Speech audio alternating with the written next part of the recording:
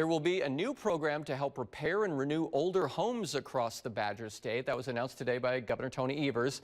The More Like Home Repair and Loan Program will offer low-interest loans to owners of homes that are more than 40 years old with the intention to repair them. The program is the fourth to come from the $525 million housing legislation signed into law by Governor Evers last year.